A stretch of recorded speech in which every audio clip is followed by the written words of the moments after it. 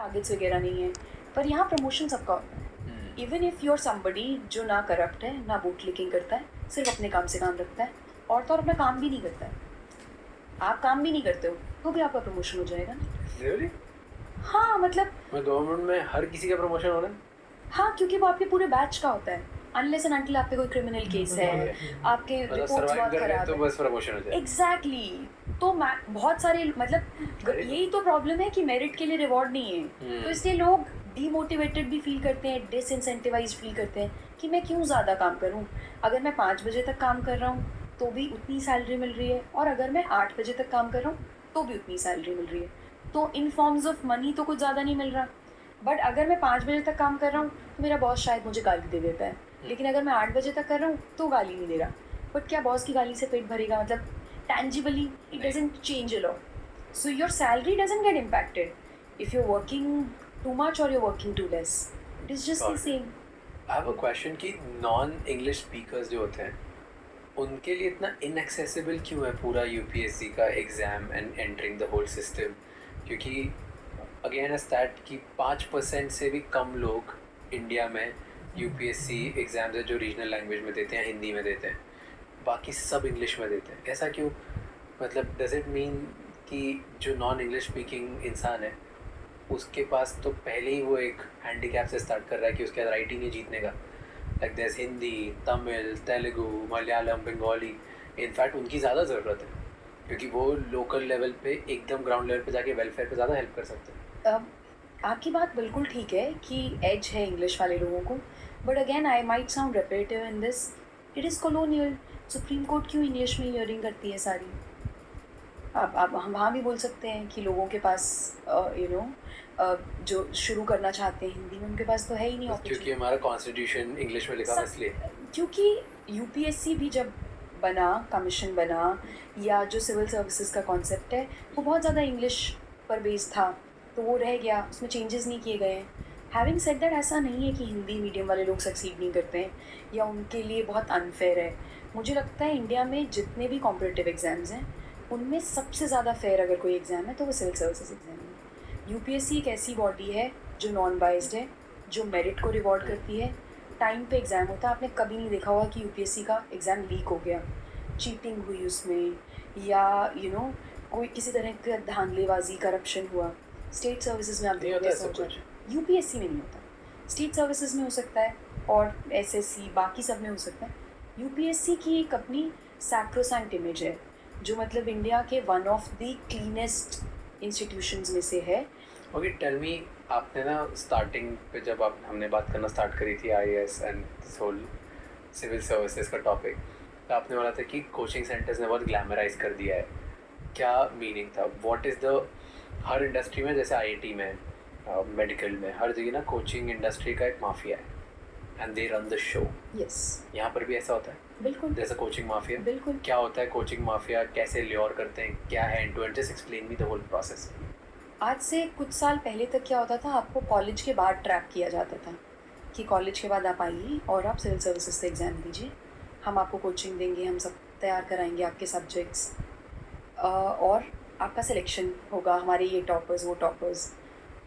इस पर गवर्नमेंट ने भी कुछ कुछ एक्शंस लिए हैं कि आपको टर्म्स एंड कंडीशंस लिखनी है, आपसे कौन सा कोर्स किसने लिया, बिकॉज आप ऐसे जनरली नहीं क्लेम कर सकते। जैसे आईआईटी में, जैसे नीट में एक टॉपर होता है, उसका नाम 4 कोचिंग सेंटर्स यूज़ कर रहे होते हैं, तो ये पॉसिबल नहीं है कि उसने 4 जगह से कोचिंग ली हो। तो आपको और मुझे दोनों को पता है कि क्या हुआ होगा। तो सेम इस इंडस्ट्री में भी है। लेकिन अब प्रॉब्लम ये हो गई है कि अब लोग ना 10th के बाद ही स्टार्ट कर दिए ट्रैप करना बच्चों को। अब 10th के बाद किसी बच्चे को ट्रैप करो आप, 12th के बाद कुछ करना उसे अंडर ग्रेड के लिए तो समझ आता है, लेकिन अगर आप उसको 10th के बाद ही ट्रैप कर रहे हो और फॉर समथिंग जो उसे ग्रेजुएशन के बाद करनी है, मतलब आप देखिए बीच में 5 साल हैं, 6 साल हैं, हो सकता है 6 साल में उसका मन बदल जाए, या हो सकता है 6 साल में रूल्स बदल जाएं, या फिर आपने उसको अपना कॉलेज का एक्सपीरियंस भी ढंग से लेने नहीं दिया क्योंकि आपने उसको कॉलेज से पहले ही ट्रैप कर दिया। क्यों ज़रूरी है कि हम सब कॉलेज का एक्सपीरियंस अच्छे से लें? हमारी जो पर्सनालिटी शेप होती है, हमारी जो चॉइसेस हम मेक करते हैं, हमारी जो डिसीजन मेकिंग है, वो सब हमारे एनवायरनमेंट से आती है। अगर आप एक अच्छे कॉलेज में गए हैं, आप एक कॉन्फिडेंट इंडिविजुअल होंगे, आपके पास फॉल बैक करने के लिए कुछ होगा, अगर आपका यूपीएससी का एग्ज़ाम नहीं हुआ, आपको एक्सपोजर मिलेगा तो आप भी एक्सप्लोर कर पाएंगे कि और क्या क्या चीज़ें हैं करने के लिए। Yeah. UPSC is not the only thing. वहीं अगर आप एक ऐसे कॉलेज में हैं जहाँ पर कुछ और होता ही नहीं है, ना पढ़ाई अच्छी है, ना एक्स्ट्रा करिकुलर है, ना कोई और अपॉर्चुनिटी है, तो आप बोलेगा ठीक है यार मैं भी सिविल सर्विसेज दे देता हूँ। तो इसलिए बच्चों को अच्छे कॉलेज से जाने से वंचित करना सिर्फ कोचिंग के नाम पर मुझे लगता है गलत है। बट आफ्टर ग्रेजुएशन जो लोग कोचिंग लेने आते हैं वो बच्चे नहीं होते, क्योंकि यूपीएससी के लिए एलिजिबिलिटी 21 ईयर्स, तो तब तक आप अपनी एडल्टहुड में होते हो, आप अपने ठीक डिसीजंस ले सकते हो। तो आप डिसाइड करते हो कि मुझे इस एग्ज़ाम के लिए बैठना है, क्योंकि प्रॉब्लम ये है इंडिया में लोगों को लगता है ये एग्ज़ाम एक शॉर्टकट है।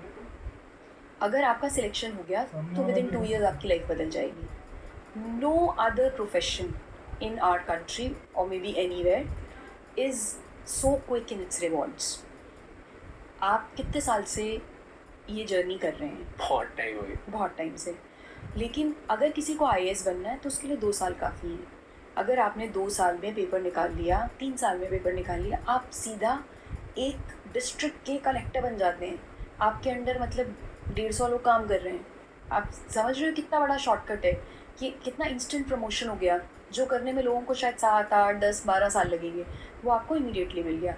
तो ये हाई रिस्क हाई रिवॉर्ड वाला गेम हो जाता है, इसलिए लोग ल्योर हो जाते हैं। अब जब हाई रिस्क हाई रिवॉर्ड वाला गेम होता है, उसमें अगर कोई आपको बोले कि मैं करा दूंगा तुम्हारा, या मैंने 100 लोगों का कराया है, या हमें तो पता है, या हम इंडस्ट्री एक्सपर्ट हैं, तो आप आ जाते हो उनके झांसे में। और जितने भी लोग हमारे आसपास हैं, स्पेशली मिडिल क्लास फैमिलीज़ में, जो लोग गवर्नमेंट जॉब्स में होते हैं, उनके पेरेंट्स ने ट्राई तो सिविल सर्विसेज किया होता है, पर वो नहीं हुआ होता तो वो स्टेट सर्विस, कोई किसी पीएसयू में, कोई किसी यूनिवर्सिटी में, कोई बैंक के एग्ज़ाम निकाल के कहीं कहीं फिट हो गया होता है।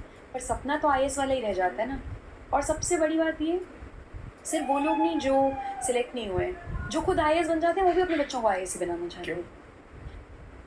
You're wrong if you think LinkedIn is just for applying for jobs. It is the holy grail for leads, work, and networking opportunities. And in just 5 days, you can learn all the strategies you need to turn your LinkedIn account into a lead generation magnet without spending a rupee in ads. I am talking about this workshop by Vaibhav. Hi guys, my name is Vaibhav Sundari. I'm founder of Blue School and I help people unlock It will have the some potential of LinkedIn shade. since 2020. And what if I tell you that just by investing a couple of hours over 5 days, you can learn all of this. Join my phenomenal LinkedIn 5-day workshop where I turn your LinkedIn into a lead magnet without spending a penny on ads. By the way, when I say I'll teach you how to. FYI. The ROI of this workshop will go through the roof once you're done. And more than like 2 lakh people have taken this workshop and I've been verified. So there's no questions around it. Click on the link below, unlock your potential of LinkedIn. वैसे ही किया भी।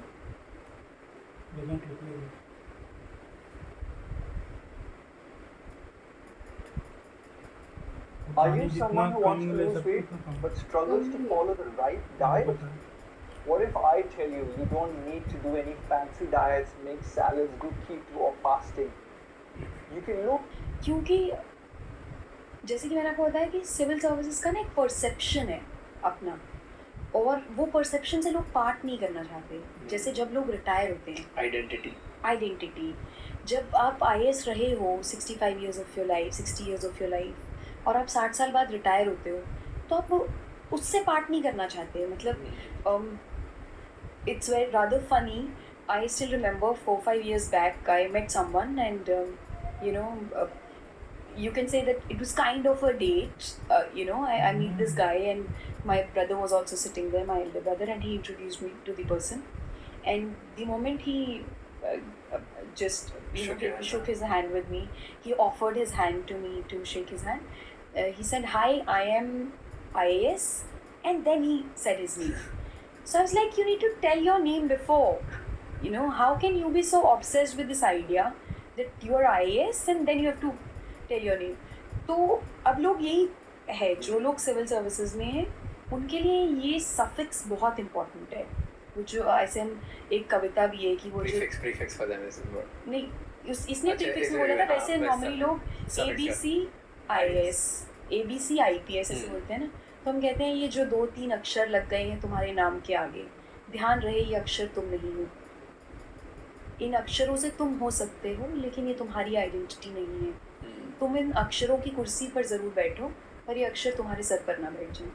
तो बहुत ज़रूरी है कि आप मैंने बहुत पहले ट्वीट किया था एक out of my personal experience कि तुम किसी भी इंस्टीट्यूट में हो या कोई भी प्रोफेशन में या कोई भी एडमिनिस्ट्रेशन पे हो, अगर तुमने जब वो क्रैक कर लिया उसके 5 साल बाद भी तुम्हें उसका सहारा लेना पड़ रहा है खुद को इंट्रोड्यूस करने के लिए, तो ट्रस्ट मी तुमने ज़्यादा वो जो खाड़ा नहीं है. सही बात.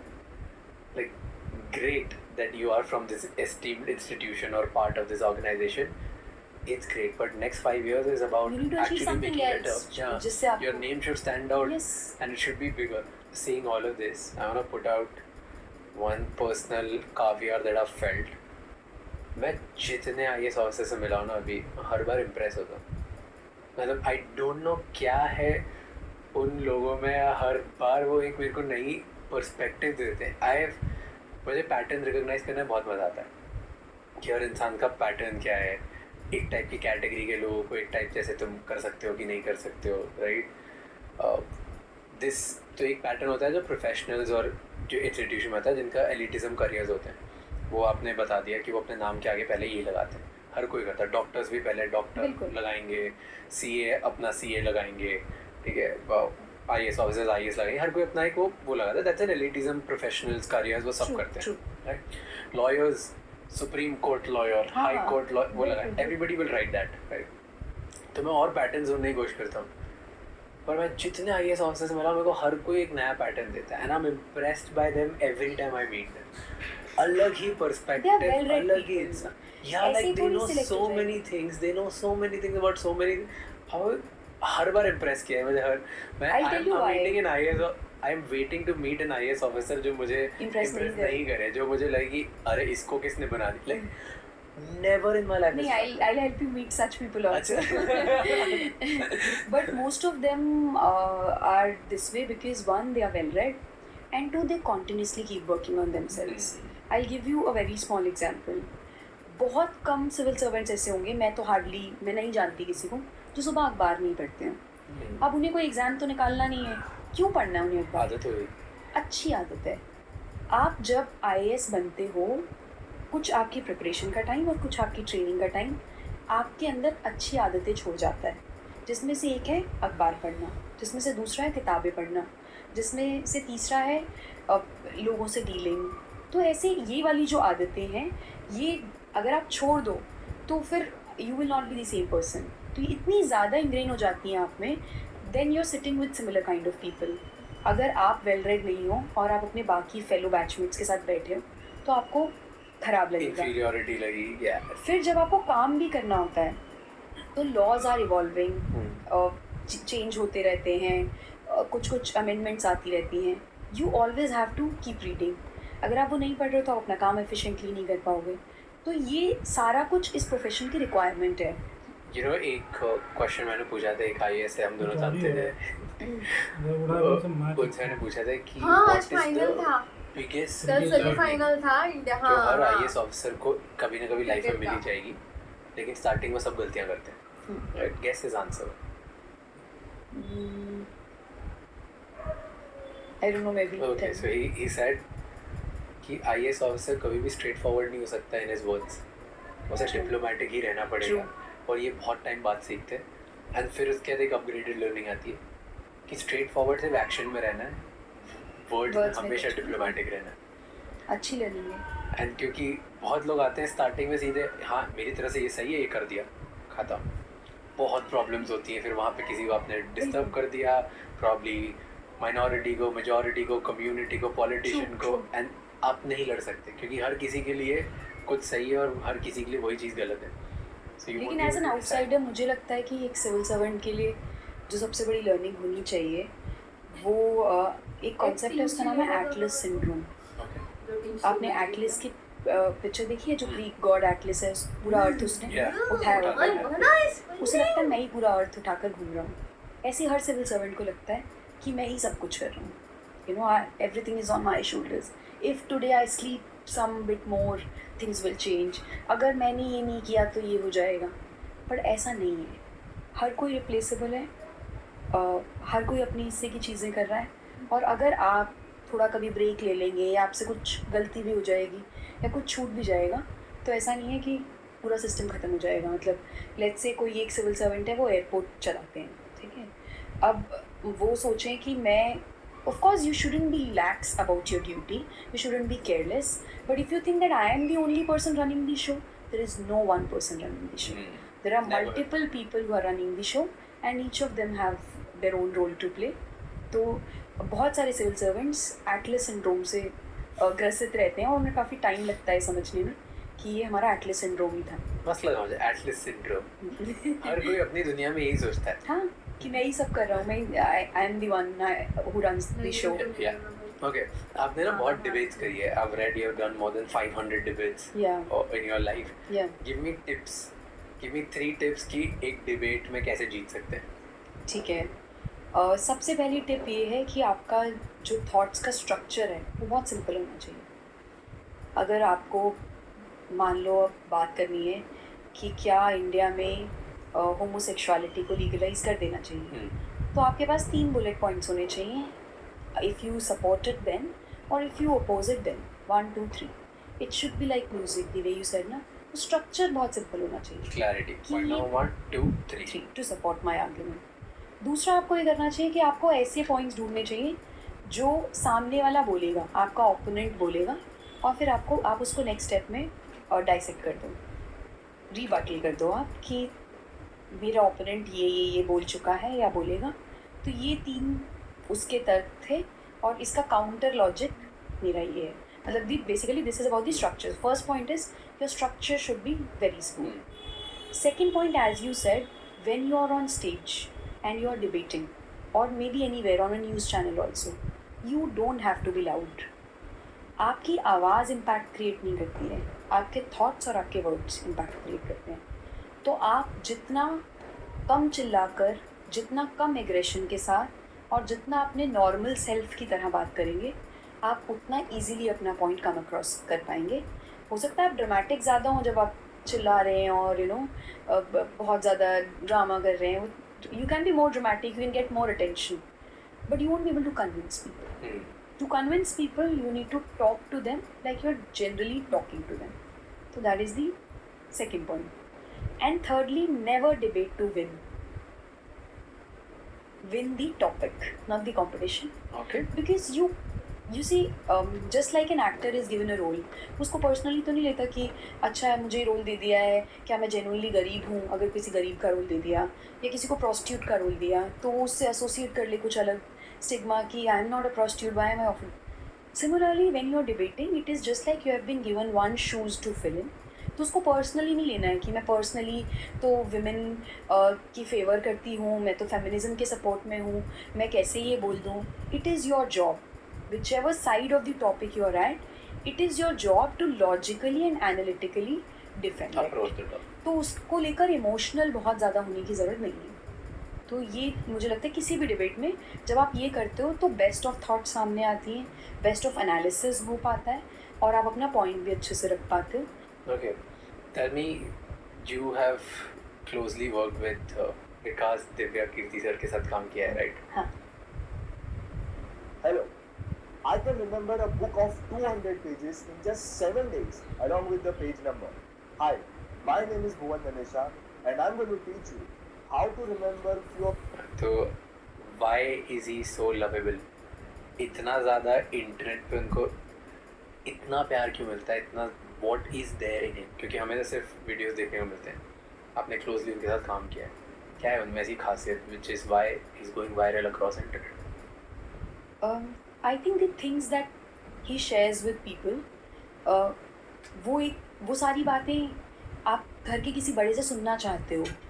और सर के केस में ऐसा है कि वो सिर्फ आपसे उम्र में बड़े नहीं हैं, उनकी क्रेडिबिलिटी है कि वो एकेडमिक से हैं और वो आपको अच्छे थिंकर्स के बारे में बताकर या एकेडमिक तरीके से बताकर उस बात की क्रेडिबिलिटी बढ़ा देते हैं। जैसे अगर सर कहें कि men are also emotional and men should also cry, या सर कहें कि आपको लाइफ में जल्दी मूव ऑन करना चाहिए चीज़ों से, अगर आपके साथ कुछ ख़राब हो गया है या you shouldn't be stuck with failure, ये सब कहें, but he would always back it with academics that gives him credibility, and also since he has so much experience in life that you want to believe him. Yeah. He's a teacher, तो एक teacher को आप believe करना चाहते हो, he is not a motivational speaker, you know, और he is not somebody who is just a life coach, he is a teacher. तो पहला तो कनेक्शन यही बन जाता है कि वो टीचर है, आपको कोई नई अच्छी बात सिखा रहे हैं, आप सुनना चाहते हैं, गुरु है तो वो इज़्ज़त उनको मिल जाती है। और उन्होंने तो ये जो टीचर्स की और गुरुओं की इज़्ज़त है, मतलब एटलीस्ट सोशल मीडिया पर उनकी वजह से हम जैसे लोगों की भी इज़्ज़त है, कि वरना टीचिंग प्रोफेशन को कोई पूछता नहीं था, कोई इस बारे में बात नहीं करता था। तो thanks to him at least now people look up to teachers on social media at least. Now, why is he so lovable? My personal experiences, all the people who work with him, he treats them like family. Okay. Viral होने का मुझे नहीं पता कि मतलब क्यों वो इतने वायरल हैं। वो मैंने जैसे आपको बताया कि मेरी अंडरस्टैंडिंग है, मुझे लगता है कि सर बहुत मुश्किल बातों को बहुत सिंपली अपने एक्सपीरियंसेस और एकेडमिक्स से जोड़ के बता देते हैं, तो लोग रिलेट कर पाते हैं। लेकिन वो लवेबल इसलिए क्योंकि वो अपने आसपास सभी लोगों को फैमिली की तरह ट्रीट करते हैं। मतलब अगर आज आपने उनके साथ 2 दिन के लिए काम किया या 4 दिन के लिए काम किया, but if you reach out to him for anything, since he's a very busy man and you know he has so many commitments, even then he would spare time for you. He would listen to you, he would try to help you in his best capacity. So every person who meets him, you would leave him, whenever you would leave him, you would be a bit better, you would feel a bit better about yourself.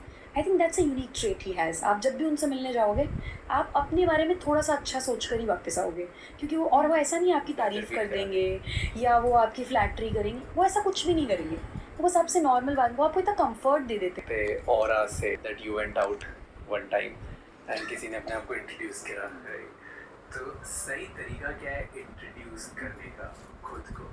Interview में या general? Tell me both, formal interview में और एक normal day to day life में informal setting में। Formal interview में हम जानना चाहते हैं आपसे, स्पेशली यूपीएससी के इंटरव्यू में, आपने अपना नाम बताया, आपने बताया आप कहाँ से आते हैं, आप अपनी 1-2 क्वालिटीज़ बताएं जो आपको लगता है